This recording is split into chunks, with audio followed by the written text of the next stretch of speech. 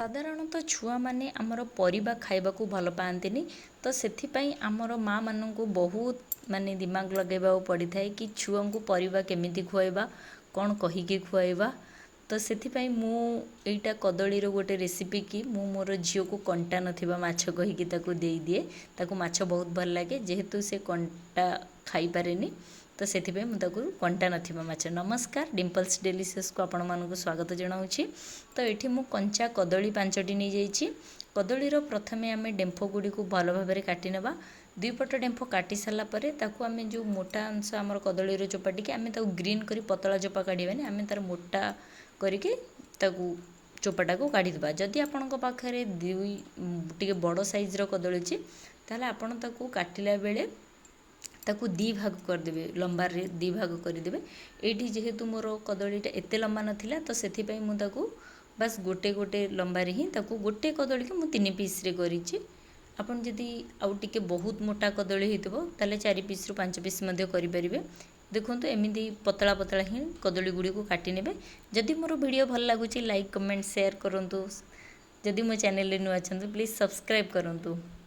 ତ ଦେଖନ୍ତୁ ମୁଁ ସବୁତକ କଦଳୀ ଏବେ କାଟି ନେଇଛି। ମୁଁ ଯେହେତୁ ମୋ ଝିଅକୁ ଏଠି କହୁଛି କି ମୁଁ ତୋତେ ମାଛ ନିରାମିଷ ମାଛ ଦେଉଛି ବି କଣ୍ଟା ନଥିବା ମାଛ ଦେଉଛି, ତ ସେଥିପାଇଁ ମୁଁ ଏଇଠି ତା'ର ହୋଲ୍ କରିଦେଉଛି ମଝିରୁ। ଆମର ଏଇ ଯେଉଁ କଦଳୀ ଭଜାଟା ଆମକୁ ମାଛ ଭଳି ଦେଖାଯିବ। ଯଦି ଆପଣମାନେ ଏଇଟାକୁ କରିବାକୁ ଚାହୁଁଛନ୍ତି କରିପାରନ୍ତି, ଯଦି ନ କରିବାକୁ ଚାହୁଁଛନ୍ତି ମଧ୍ୟ ଏଇ ପାର୍ଟଟା ସ୍କିପ୍ କରିପାରନ୍ତି। ତାପରେ ଆମେ ଯେତେବେଳେ କଦଳୀ କାଟିବା ତାକୁ ହଳଦୀ ପାଣିରେ ବୁଡ଼େଇକି ରଖିଦେବା ତା ମସଲା ପ୍ରସ୍ତୁତ କଲା ପର୍ଯ୍ୟନ୍ତ। ଏଠି ମୁଁ 4 ଚାମଚ ଚାଉଳ ଚୁନା ନେଇଯାଇଛି। 4 ଚାମଚ ଚାଉଳ ଚୁନାକୁ ମୁଁ ଏଠି 7ରୁ 8 କୋଲା ରସୁଣକୁ ନେଇଯାଇଛି।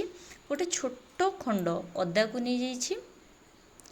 ତାପରେ ଏଠି 2ଟି ଶୁଖିଲା ଲଙ୍କା, ରାଗ ଆପଣ ଅନୁସାରେ କରିପାରିବେ। ଯଦି ବଡ଼ ଖାଇବା ଆଉ କିଛି ରାଗ ଆଡ଼୍ କରିପାରନ୍ତି। ଯଦି ଛୋଟ ପିଲା ଖାଉଛନ୍ତି ତାହେଲେ 2ଟି ଲଙ୍କା ବି ତାଙ୍କ ପାଇଁ ଅଧିକ ହେଇଯିବ। ତ ଏଠି ଗୋଟେ ଛୋଟ ଚାମଚ ଜିରା ଦେଇଦେଉଛି।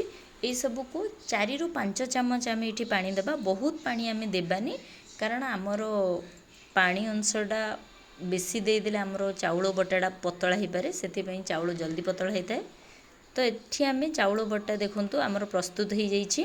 ଏଇ ଯେଉଁ ଆମେ କାଟିକି ରଖିଥିବା କଦଳୀ ଗୁଡ଼ିକ ଉପରେ ଏଇ ଯେଉଁ ଚାଉଳର ମିଶ୍ରଣ, ପ୍ରଥମେ ଅଧ ଛୋଟ ଚାମଚ ହଳଦୀ, ସ୍ୱାଦ ଅନୁସାରେ ଲୁଣ ଦେଇ ତା ଉପରେ ଚାଉଳ ବଟାକୁ ଦେଇ ଭଲ ଭାବରେ ଆମେ ହାତରେ ଏମିତି ମିକ୍ସ କରିଦେବା, ଯେମିତି ତା ଉପରେ କୋଟିଂଟା ଭଲ ଭାବରେ ଆସିଯିବ ତାର।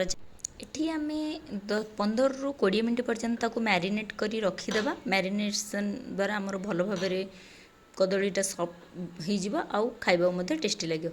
ତାପରେ ଗୋଟେ ତାୱା ଗରମ କରି ସେଠାରେ 2 ଚାମଚ ତେଲ ଦେଇଦେବା। ତାୱା ଭଲ ଭାବରେ ଗରମ ହେଇସାରିଲା ପରେ ଆମର ଯେଉଁ କଦଳୀର ଯେଉଁ ରଖିଥିଲେ ମିଶ୍ରଣଟାକୁ ତାକୁ ଆମେ ଏଥିରେ ଗୋଟେ ଗୋଟେ କରି ମାଛ ଭାଜିଲା ପରି ଆପଣ ଦେଇଦେବେ। ଯେତେବେଳେ ଆମର ଗୋଟେ ସାଇଡ଼୍ ଭଲ ଭାବରେ ହେଇଯିବ ତାକୁ ନେଉଟେଇକି ପୁଣି ଆମେ ଆରପଟ ସାଇଡ଼୍କୁ ପୁଣି 1ରୁ 2 ମିନିଟ୍ ପର୍ଯ୍ୟନ୍ତ ଆମେ ତାକୁ ଲୋ ଫ୍ଲେମ୍ରେ ଭାଜିବା। ମନେ ରଖିବେ ଯେତେବେଳେ ଫ୍ଲେମ୍କୁ ଭାଜୁଥିବେ ତାକୁ ଟିକେ ଲୋ ଫ୍ଲେମ୍ରେ ଭାଜିବେ।